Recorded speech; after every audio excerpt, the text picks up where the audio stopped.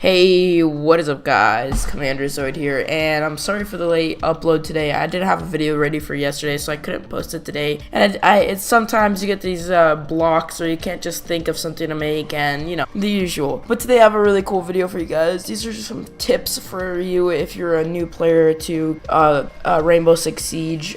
So let's get into it. Tip number 1. Yeah, know your maps. Like, that's one of the biggest things in this game. Like, you guys might not think it, but there's so many places where you could put murder holes, so much stuff you could use all of these angles to your advantages. You just gotta know your map. So what I suggest is just playing casual until you get to like rank 30 or something like that, to the point where you know your maps good enough that you could know where to put the murder holes, know where, you know, where to do everything. Tip number 2, don't be a noob with your abilities. Like, for example, if you're playing Rook, or you're playing like a character like Valkyrie, or any character that has any ability that supports your team in the beginning phase, the securing phase. You know, you want to put your armor down as soon as possible. You want to put your cameras up as soon as possible, just because, you know, you don't want to be that guy that puts his Rook down as soon as the game starts,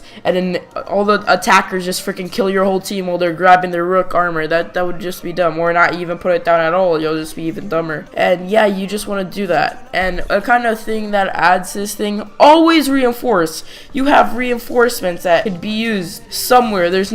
I've never run into a situation where you don't use your reinforcements. Use your reinforcements. You need them. They're there for you to barricade things. You know, obviously don't barricade things whenever they have a hole or a murder hole, or whenever your teammate asks you specifically not to barricade that hole. But you need a barricade. Just barricade everything and make sure that your site is secure, because, you know, people are just gonna wreck you. Tip number 3, know your character. Know your character's strengths and weaknesses. Like, for example, know that if you play Rook, whenever you pick out of a door, you're gonna get wrecked because you're like a huge tank peeking out. But like, know how your character plays, what his guns are good at, and what maps his guns are good at. Like, for example, I play Buck everywhere, even though he's not good everywhere. I just like that character. But I know that Buck is really good on certain maps, and just because that, I usually play 2 types of Buck. Like, I switch up my own play style on Buck. Like, I either play like Marksman Buck, or I play just normal Buck with his assault rifle. And you just gotta know your character so that you could be a lot better at this game. Because, you know, if you don't know your character, you're just gonna run in there like with the freaking Calavera and try to take on a whole team, and they're just gonna destroy you. Even though I did that once and I killed their whole team. It doesn't matter. Tip number 4. Be aware, be careful, have a strategy. Just don't run into a situation like, if you're a defender, wait for them to come to you. They're coming to you. You could hold off that place. There's no need for you to run out there with a shotgun and just freaking blast them. You know, it's not gonna help you at all. It's just gonna either get you 1 kill and then maybe get you killed, because, you know, you're out in the open.